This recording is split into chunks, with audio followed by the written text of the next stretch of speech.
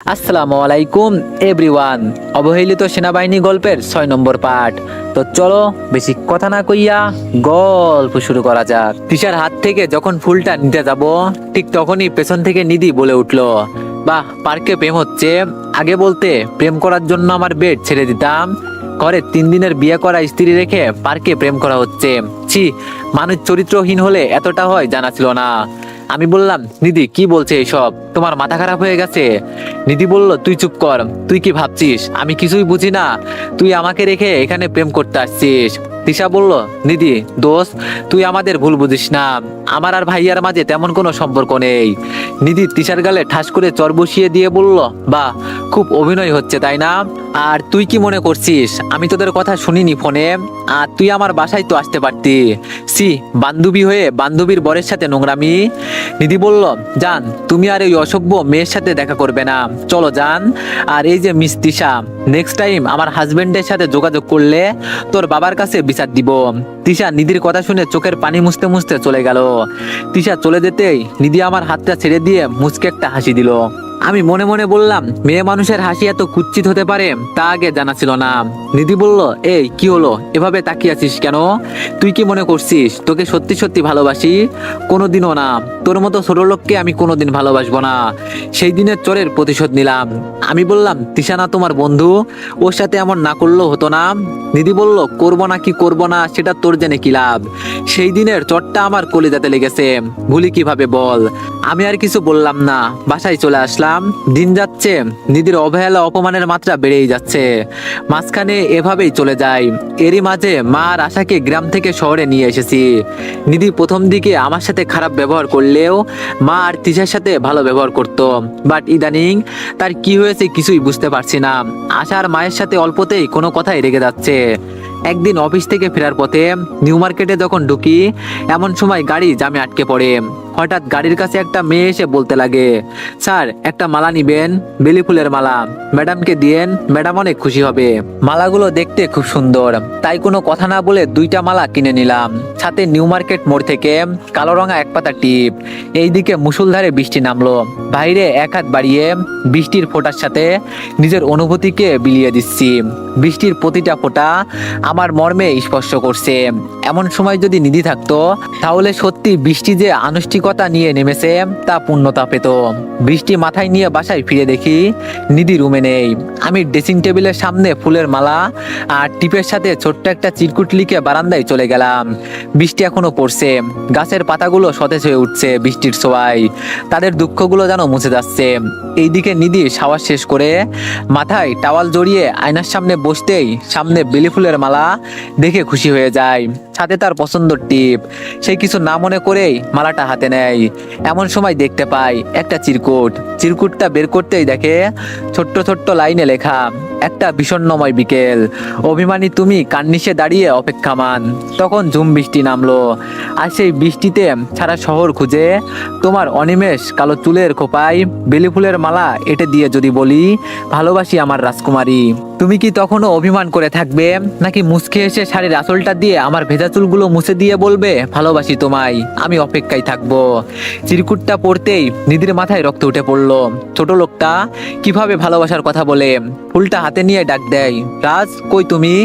নিধির ডাক শুনে রুমে যেতেই বলল, ফুল কি তুমি নিয়ে আসছো? আমি বললাম, হ্যাঁ, তোমার পছন্দ হয়নি? নিধি বলল, আর চিরকুট কার জন্য লিখছো? শোনো, আমার জন্য চিরকুট লিখে লাভ নেই। আমার এই মন প্রাণ অনেকদিন আগে একজনকে দিয়ে দিয়েছি। যদিও লিখতে হয় তাহলে তোমার জানে মন তিশাকে নিয়ে লেখো। আর তোমার মতো একটা 3rd ক্লাস ছেলে কিভাবে বলে আমাকে ভালোবাসে? লজ্জা করা উচিত তো। শোনো, তুমি বলেই সম্বোধন করলাম, তুমি কোনোদিন স্বপ্নেও আমাকে পাওয়ার আশা করো না। আমি আমার সেই ভালোবাসার মানুষটাকে পেয়ে গেলেই তোমাকে ডিভোর্স দিব। আর মনে করেছো বেলি ফুলের মালা বাঁকা 2 অক্ষর চিরকুট লিখলেই আমাকে পেয়ে যাবে? যদি ভাবো তাহলে ভুল ভাববে। আর তোমার আনা ফুল আমার গলায় না, আমার পায়ের নিচে শোভা পায়। এই বলে নিধি ফুলের মালাটা পা দিয়ে পিষে ফেললো। নিধির আচরণে মনের মাঝে কালবৈশাখী ঝড় নেমে আসলো। চোখের পানি বাদ মানছে না, তাই রুম থেকে বের হয়ে বারান্দায় দাঁড়িয়ে চোখের পানি মুছতেছিলাম। মা আর তিশা বেড়াতে গেছে খালামণিদের বাসায়। আজ মা নিধির এমন আচরণ দেখতে পেলে কতটা কষ্ট পেত। সন্ধ্যাবেলা ল্যাপটপে একটা কাজ করছিলাম, এমন সময় নিধিকে দেখলাম সেজে গুজে বের হচ্ছে। তাই জিজ্ঞেস করলাম, কোথায় যাচ্ছ তুমি? নিধি বলল, কোথায় যাব সেটা তোকে বলতে হবে? আমি বললাম, হ্যাঁ বলতে হবে, কারণ আমি তোমার স্বামী। নিধি বলল, এই ছোট লোক, কতদিন না বলছি তুই স্বামীর কথা বলবি না। শোন, আমি আমার বান্ধবী তন্দার বার্থডেতে যাচ্ছি, আর সেখানে পার্টি আছে, আসতে লেট হবে। আমি বললাম, আচ্ছা আমি সাথে যাব কি? তুমি একা একা যাচ্ছ? নিধি বলল, আমি কি ছোট বাচ্চা নাকি যে একা গেলে পথ হারিয়ে ফেলবো? আমি গেলাম, নিধি চলে গেল। আমি ল্যাপটপ রেখে ডায়েরি লিখতে বসলাম। ডায়েরিতে নিজের জীবনের ঘটনাগুলি লিখছি আর চোখের পানি মুছতেছি। জীবনে কখনো কাউকে ভালোবাসিনি, ভেবেছিলাম বিয়ের পর নিজের স্ত্রীকে সবটা দিয়ে ভালোবাসবো, কিন্তু কখনো বুঝিনি ভালোবাসার মানুষটার কাছে এতটা অপমানিত হতে হবে। এইদিকে রাত 12টা বাজে, চোখে এখনো ঘুম নেই, খুব খারাপ লাগছে, মনটা কেন যেন ব্যাকুল হয়ে আসছে। আকাশের অবস্থাও ভালো না, নিধি এখনো বাসায় ফেরেনি। রাত 1টা, এমন সময় টিপটাপ বৃষ্টি শুরু হলো। ঠিক তখনই দরজায় কলিং বেলটা বেজে উঠলো। দরজা খুলতেই দেখি নিধি আরেকটা মেয়ের কাঁধে ভর দিয়ে দাঁড়িয়ে আছে। দরজা খুলতেই মেয়েটি বলল, ভাইয়া, নিধি আজ হঠাৎ করে জেদ করে বেশি পরিমাণে ড্রিঙ্কস করে ফেলেছে, মাতলামি করছে, আপনি ওকে বকা দিয়েন না, আমি আসি। মেয়েটা নিধিকে দিয়ে চলে গেল। নিধি আবল তাবল বকছে। বিছানায় শুইয়ে দিতেই ঝড় শুরু হলো। নিধি আমাকে জড়িয়ে ধরে বলতে লাগলো, সুইটহার্ট, ঝড় হচ্ছে, কোথাও যেও না। আমি নিজেকে নিধির কাছ থেকে সরাতে চেয়েও পারলাম না। নিধি তার ঠোঁট জোড়া মিশিয়ে দিল। বাইরে মুষলধারে বৃষ্টি হচ্ছে। বৃষ্টির সাথে মাতাল হাওয়ায় আমি ক্রমেই নিজেকে নিধির মাঝে হারিয়ে ফেলছি। নিধি আমাকে আরো আষ্টে পিষ্টে জড়িয়ে নিচ্ছে। এক পর্যায়ে স্বামী স্ত্রীর মাঝে ঘনিষ্ঠ মুহূর্ত দুজনেই উপভোগ করে নিধির বুকে ঘুমিয়ে গেলাম। সকালবেলা নিধির ঘুম ভাঙতেই বুকে ভারী কিছু অনুভব করলো। চোখ মিলিয়ে তাকিয়ে আমাকে দেখেই চমকে গেল। ধাক্কা দিয়ে সরিয়ে দিয়েই বলতে লাগলো, এই চরিত্রহীন, তুই আমার সাথে। এটুকু বলে সে দেখে তার কাপড় ঠিক নেই, তার মানে সব শেষ। এই ছোট লোক চরিত্রহীন, আমার সাথে কি করছিস বল, তোকে আজ আমি মেরেই ফেলবো। এই বলে নিধি আমার গলা চেপে ধরতে আসতে টান দিয়ে নিধিকে বুকের সাথে জড়িয়ে নিই। নিধি বলল, এই অসভ্য, ছাড় আমাকে, বল আমাকে আমার সাথে কি করছিস? আমি বললাম, ম্যাম, আমি আপনার সাথে কিছুই করিনি। নিধি বলল, এই তুই না করলে আমার ড্রেস অমন কেন? আর তোর কত বড় সাহস আমার বুকে মাথা রেখে ঘুমাস? আমি বললাম, আমি ঘুমাইনি, আপনি নিজেই আমাকে নিয়েছিলেন, ড্রিঙ্কস করে উল্টাপাল্টা বকছেন। নিধি বলল, আমি তোর মতো চরিত্রহীনকে বুকে নিয়ে থাকবো কিভাবে ভাবলি? তোর মুখ দেখতে চাই না, আমি আজকেই বাবার কাছে চলে যাব। আর শোন, তুই যদি আমার পিছন পিছন যাস তাহলে আমি বাড়িতে গিয়ে ডিভোর্স লেটার লিখে পাঠাবো। আমি বললাম, যান, আপনাকে আটকানোর আমার কোনো অধিকার নেই, থাকলেও আটকাতাম না। আল্লাহ তাআলা স্বামী স্ত্রীর সম্পর্ককে পবিত্র বলে ঘোষণা দিয়েছে। আর কাল সত্যি আপনার সাথে যা হয়েছে সব অনিচ্ছা সত্যিই হয়েছে। আর আপনি কাল যেমন বিহেভ করছেন, আপনাকে একা রাখতেও ভয় করছিল, তাই ক্ষমা করবেন। আমি আপনাকে আর ছুঁয়েও দেখতে চাই না, তবুও আপনি এভাবে রাগারাগি করবেন না। মা এসব শুনলে খুব কষ্ট পাবে। নিধি বলল, তো আমি কি করব? কোন চরিত্রহীনের সাথে একই ছাদের নিচে থাকবো? তোরে কিভাবে বলি, তোকে আমি দু চোখে দেখতে পারি না। শোন, আমি গেলাম, প্লিজ তোর কাছে অনুরোধ, তুই আমাদের বাসায় যাবি না, তোর মাকে দিয়ে ফোন করে কোনো কিছু বলতে বলবি না। আমি বললাম, আচ্ছা, আপনার যেমনটা ইচ্ছা, চলে যান, ফিরাবো না। তবে আজ মন থেকে একটা কথা বলি, আমার দীর্ঘ জীবনে আমি কোনো মেয়ের মায়ায় বাঁধিনি আপনার আগে। যেদিন আল্লাহর পবিত্র কালামকে সাক্ষী রেখে আপনাকে বিয়ে করি, সেই দিনে আমার মনের ছোট্ট ঘরে আপনার একটা ছবি এঁকে নিয়েছি। ছবিটা রোজ নিয়ম করে দেখা হয়, কথা হয়, সে কথা আপনি জানেন না, আর জানবেনও না কখনো।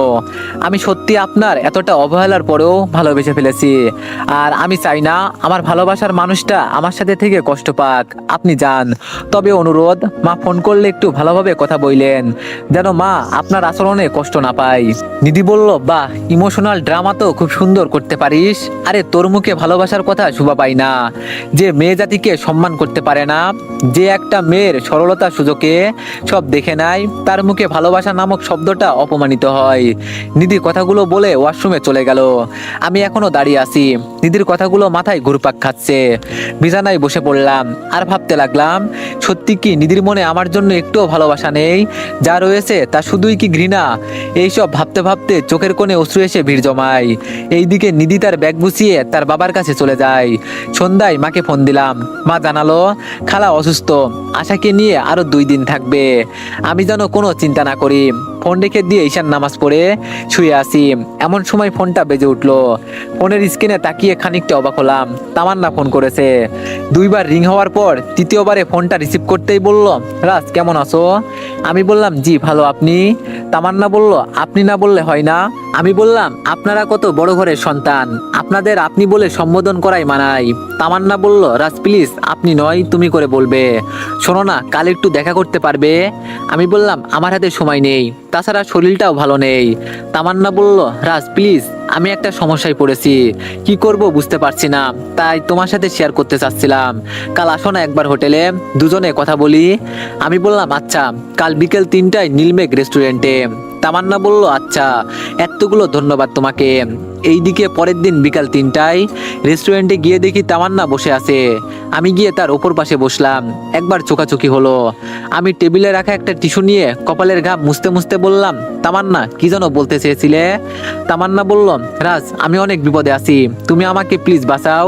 আমি বললাম, আশ্চর্য, এমন করছো কেন, বলো কি হয়েছে? তামান্না বলল, রাজ বাবা বিয়ে ঠিক করেছে আমার, কিন্তু আমি এই বিয়ে করতে পারবো না। আমি বললাম, কেন বিয়ে করতে পারবে না, কি হয়েছে? তামান্না বলল, রাজ আমি একজনকে সেই ক্লাস 10-এর পর থেকেই ভালোবাসি। প্রথমত বুঝতে পারিনি, পরে তার অনুপস্থিতি আমার মনে ভালোবাসার জন্ম দিয়েছে। আমি তাকে ছাড়া এ জীবনে আর কাউকে স্বামী হিসাবে মেনে নিতে পারবো না। আমি বললাম, কি হলো, কান্না করছো কেন? প্লিজ কান্না করো না। তামান্নার চোখের পানি কাজলের বাঁধ ভেঙে গাল বেয়ে পড়ছে। তামান্নার দিকে একটা টিস্যু বাড়িয়ে দিয়ে বললাম, চোখের পানি মুছে নাও। তামান্না কান্না থামাচ্ছে না, এ যেন নীরব কান্না। কি করব বুঝতে পারছি না, তাই আবার বললাম, তুমি কান্না করো না, আমি থাকতে তোমার অন্তত বিয়ে হবে না। এখন বলো কাকে ভালোবাসো, সে কি তোমায় বিয়ে করবে? তামান্না এবার চোখের পানি মুছতে মুছতে বলল, রাজ আমি তোমাকে ভালোবাসি, সেই স্কুল জীবন থেকে। হ্যাঁ, তোমার কাছে আমার ভালোবাসা মিথ্যা হতে পারে অভিনয়, বাট আমি তোমাকে সত্যি মনে প্রাণে ভালোবাসি। তুমি কিছু একটা করো, আমি তোমাকে ছাড়া সত্যি বাঁচবো না। জানো কত খুঁজেছি তোমায়, অবশেষে আল্লাহ আমার ডাক শুনেছে, আমি তোমাকে পেয়েছি। প্লিজ রাজ আমাকে ফিরিয়ে দিও না, আমি যে তোমায় বড্ড বেশি ভালোবাসি। তামান্না প্লিজ কান্না থামাও, আবারও কান্না করছো। শোনো, আমি না বিবাহিত, আর যাকে বিয়ে করেছি তার জন্যই আমার সবটা ভালোবাসা, তাই তোমাকে চাইলেও আপন করে নিতে পারবো না। শোনো, সব ভালোবাসা পূর্ণতা পায় না, মনে করো তোমারটাও পেলো না। তুমি সত্যিই খুব সুন্দর লক্ষ্মী একটা মেয়ে, যে কোনো ছেলেই তোমাকে বউ হিসাবে চাইবে, ভেঙে পড়ো না। মা বাবা সন্তানের ভালোটাই চাই, তুমি বিয়েটা করে নাও। তামান্না বলল, রাজ প্লিজ স্টপ, আর শুনতে পারবো না। আমি কি করব তোমাকে ছাড়া, একটা মুহূর্ত ভাবতে পারছি না। আমাকে হয় তোমার করে নাও, নয়তো মেরে ফেলো। আমি বললাম, তামান্না এটা পাবলিক প্লেস, এখানে মানুষ খারাপ ভাববে, তুমি বাসায় যাও, রাতে কথা বলবো। তাছাড়া আমরা তো বন্ধু আছি, তোমার যে কোনো বিপদে বন্ধুর ন্যায় আমাকে পাবে, কিন্তু ভালোবাসা চেও না, সেটা অন্যজনকে লিখে দিয়েছি, যা কোচ্চিন কালেও ফিরিয়ে নেওয়া সম্ভব না। তামান্না চোখের পানি মুছতে মুছতে রেস্টুরেন্ট থেকে বের হয়ে চলে গেল। মেয়েটার চলে যাওয়ার দিকে তাকিয়ে আসি, মনটা শ্রাবণের আকাশের মতো মুহূর্তেই বিষণ্ণ হয়ে উঠলো।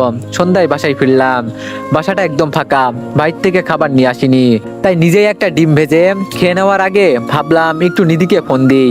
যেই ভাবা সেই কাজ, নিধিকে ফোন দিতেই ওপাশ থেকে ফোনটা কেটে দিয়ে ব্যস্ত করে দিল। মুচকে হাসলাম, এ হাসি কষ্ট লোকাবার হাসি। এভাবে 2 দিন কেটে গেল। 2 দিন পর মা আর আশা আসলো। মা আসতে নিধির কথা জিজ্ঞেস করলো। আমি মুচকে এসে বললাম, মা নিধি তার বাবার কাছে গেছে, তার নাকি বাবার জন্য খারাপ লাগতেছিল সেজন্য। মা আর কিছু বললো না। এইদিকে মাসখানেক পর ডিউটি অবস্থায় ফোনটা বেজে উঠলো। ফোন রিসিভ করতেই নিধির বাবা বলল, রাজ বাবা তুমি একটু বাসায় এসো। আমি সন্ধ্যায় বাসায় গিয়ে দেখি মা আর আশা ওদের বাসায়। আমাকে দেখে আশা বলল, ভাইয়া মিষ্টি আনোনি? আশার কথা শুনে কিছুই বুঝলাম না। নিধির বাবা রুমে যেতেই বলল, আমি রুমে যেতেই মা নিধির রুম থেকে বাইরে এসে পড়লো। নিধি আমাকে দেখেই বলল, এত খুশি হওয়ার কারণ নেই, আমি কোনো চরিত্রহীনের সন্তান গর্বে রাখবো না। আমি বললাম এইসব কি বলছো নিধি? নিধি বলল, কেন কিছুই জানো না? তোর পাপের ফসল আমার গর্বে। আমি বললাম, নিধি প্লিজ স্টপ, আমরা কোনো পাপ করিনি। নিধি বলল, পাপ করো আর যাই করো না কেন, আমি এই সন্তান নষ্ট করে ফেলবো। আমার মরে যেতে ইচ্ছে করছে। যেই মানুষটার নাম আমার কাছে অসহ্য লাগছে, সেই মানুষটার সন্তান আমার গর্বে, পাপের ফসল। আমি বললাম, নিধি চুপ করবে তুমি? আমরা দুজন স্বামী স্ত্রী, আর আমাদের মাঝে অবৈধ কোনো সম্পর্ক নেই, সমাজ স্বীকৃত পবিত্র একটি সম্পর্ক।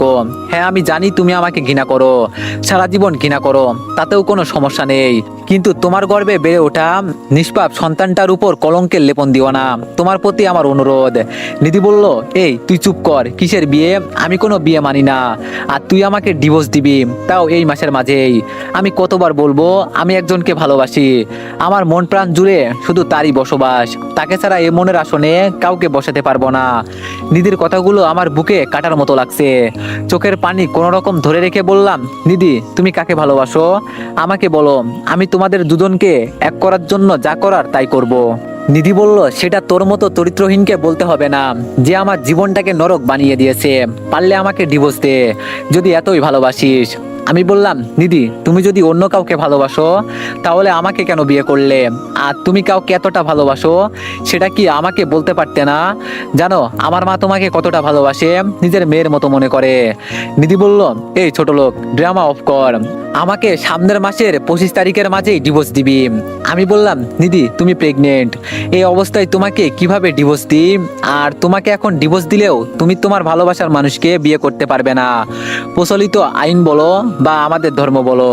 তাই বলছি তুমি যা বলবে আমি তাই শুনবো, শুধু একটা বছর সময় দাও, তোমাকে বলতে হবে না, আমি নিজেই তোমাকে ডিভোর্স দিব, প্রমিস। দিদি বলল, 1 বছর? আশ্চর্য, তুই কিভাবে ভাবলি আমি তোর মতো এক চরিত্রহীনের সাথে 1 বছর থাকবো? আমি বেবি নষ্ট করে ফেলবো, তাহলেই তো সব সম্ভব।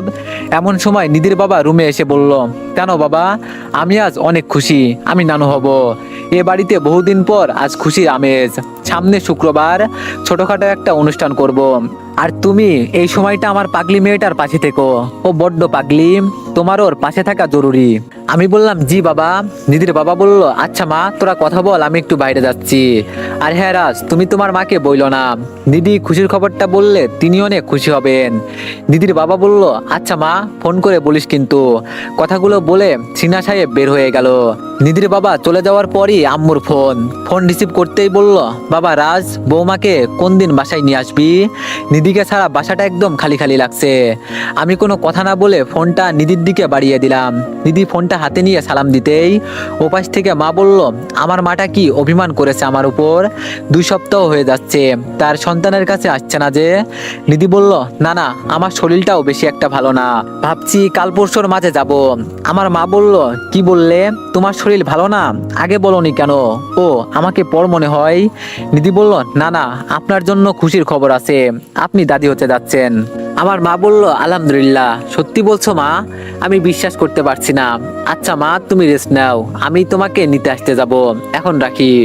মা ফোন রেখে দিতেই নিধির দিকে তাকালাম। নিধিকে অন্যান্য দিনের তুলনায় আজ অন্যরকম সুন্দর লাগছে, মনে হচ্ছে সমস্ত সৌন্দর্য এসে নিধির উপর ভর করেছে। যতবার তাকে দেখছি ততবারই আমি তার প্রেমে পড়ে যাচ্ছি। জানি না তার মায়া ভরা আঁখিতে কি জাদু আছে। নিধি বলল, কি হলো, ওভাবে তাকিয়ে আছিস কেন? তোর মায়ের সাথে ভালো ব্যবহার করলাম বলেই ভেবে নিস না যে আমি তোর সাথে ঘর করব। আর শোন, আমার এক কথাই, আমি এই মাসেই ডিভোর্স চাই। আর যদি গর্ভের সন্তান কোনো প্রবলেম হয় তাহলে নষ্ট করে ফেলবো। এমনিতেও তোর মতো আরেকটা চরিত্রহীন জন্ম দেওয়ার ইচ্ছা নাই। নিধির কথায় মুচকি হাসলাম, কিছু বললাম না। রাতে বিছানায় শুয়ে শুয়ে ভাবছি, যে করেই হোক আমার সন্তানটাকে বাঁচাতেই হবে। আমাদের ভুলের জন্য সে কেন শাস্তি পাবে? তার তো কোনো অপরাধ নেই। নিজের কাছে নিজেকেই ছোট লাগছে। সেই দিন কেন যে নিজের অজান্তেই অত বড় ভুল করলাম। এইদিকে নিধির চোখে ঘুম নেই। ফোনটা বের করে তার ভালোবাসার মানুষের আইডিতে যেতেই সে আবারও বিস্মিত হলো, সাথে রাগও হলো। কত মেয়ের পোস্টে কমেন্ট বক্সে কত কি বলেছে, হাজার হাজার কমেন্ট, অথচ মানুষটাকে কেউ কখনো দেখেনি, হয়নি কারোর সাথে কথা। নিধি কত ট্রাই করছে, কত সহস্র মেসেজ করেছে, কোনো রিপ্লাই নেই। মনে হয় কখনো মেসেজ বক্সেই ঢোকে না। গর্দভটা জানে না যে কেউ তাকে নিয়ে নিজের জীবনের চেয়েও বেশি ভালোবাসে, যার জন্য তার হৃদয় মাঝারে অন্য কারো জায়গা দেয়নি। নিধি দেখলো তার প্রিয়তম আজও কবিতা লিখেছে, জানো মায়াবতী, এই অপেক্ষা আমার আজন্মকালের। সকালবেলায় চায়ের কাপ হয়ে, শীতের রাতে উষ্ণ কাঁথা হয়ে, গ্রীষ্মে ঠান্ডা মোলায়েম বাতাস হয়ে কবে তোমাকে স্পর্শ করতে পারবো বলো তো মায়াবতী। সত্যি আমার মনে হয় এই আক্ষেপটা আজন্মকালের, কবু শেষ হবার নয়। একবার আসো না সব মানবিমান ভুলে, শীতের কুয়াশার চাদর হয়ে আমাকে জড়িয়ে নিতে। আমি যে বড্ড ক্লান্ত, আর পারছি না তোমার বিচ্ছেদের জ্বালা সহ্য করতে।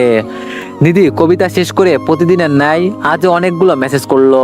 প্রতিটা মেসেজে ভালোবাসার বহিঃপ্রকাশ, কিন্তু মেসেজগুলো সিন হয় না। একদিন হঠাৎ নিধি চমকে যায় মেঘরুদ্দুর আইডিতে করা পোস্ট দেখে। সে দেখে তার প্রিয় মানুষটার উপন্যাস বের হবে সামনের বইমেলায়।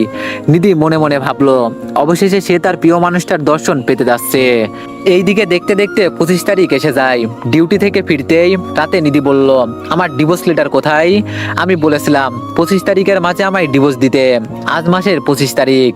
আমি নিধিকে অনেক বোঝানোর ট্রাই করলাম, কিন্তু বরাবরের মতোই আমার কথাগুলো শুনলই না। রাতে আর ডিনার করলাম না, ওভাবেই শুয়ে পড়লাম। রাত 11টার দিকে তামান্নার ফোন রিসিভ করতেই বললাম, কি ব্যাপার এত রাতে ফোন দিলেন যে? তামান্না বলল, রাজ কাল সকালে একটু সময় হবে তোমার, খুব দরকার। আমি বললাম আচ্ছা ঠিক আছে। পরের দিন সকালে তামান্নার সাথে একটা রেস্টুরেন্টে দেখা হলে বলি, কি ব্যাপার ডাকছেন কেন? তামান্না বলল, রাজ আমাকে তুমি বলতে পারো না? আমি বললাম সবার সব অধিকার থাকে না। তামান্না বলল, আচ্ছা রাজ, আমি কি কখনোই ক্ষমা পাবো না? জানো বাবার জন্য খুব কষ্ট হয়। আর হ্যাঁ, আমি বিয়েটা করতে পারিনি কারণ আমি পারবো না কাউকে ঠকাতে। শৈশবে যাকে মন দিয়েছি বলো সে মনে অন্য কাউকে কিভাবে ঠাঁই দিই? এমন সময় তামান্নার ফোনটা বেজে ওঠে। ফোন রিসিভ করতেই শুনতে পাই তার এক ফ্রেন্ড অ্যাক্সিডেন্ট করেছে, ব্লাড লাগবে। আর তামান্নার সাথে তার রক্তের গ্রুপ ম্যাচ করে। তামান্না আমাকে নিয়ে হাসপাতালে গেল। মাথায় আঘাত পেয়েছে, তার বান্ধবীটা প্রচুর রক্তক্ষরণ হয়েছে। ডাক্তার তামান্নাকে সাথে নিয়ে গেল। এইদিকে হাসপাতালে গাইনি রুম থেকে নিধিকে বের হতে দেখে বুকের ভেতরটা স্যাঁত করে উঠলো। নিধি ডাক্তারের রুম থেকে বের হতেই আমি ডাক্তারের রুমে গিয়ে শুনলাম নিধি অ্যাবর্শন করাতে এসেছিল। ডাক্তার ম্যাডামের কথা শুনে দু চোখের পানি ধরে রাখতে পারছি না। তো এভরিওয়ান, নেক্সট পার্টের জন্য সবাই একটু বেশি বেশি লাইক আর একটা করে কমেন্ট করে দিয়েন। ধন্যবাদ।